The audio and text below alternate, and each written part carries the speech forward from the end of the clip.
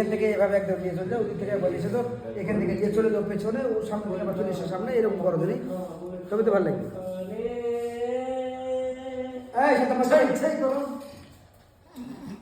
এইসব শিখবে কি? এইসব মেয়ে বাপের কাছ থেকে শিখবে কি?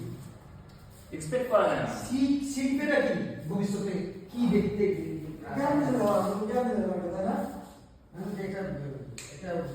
আরে বাপ যেরকম তার ভিডিও যেরকম, একটা বই বলেছে আমি আঁকা দুটো তুই দেখালি।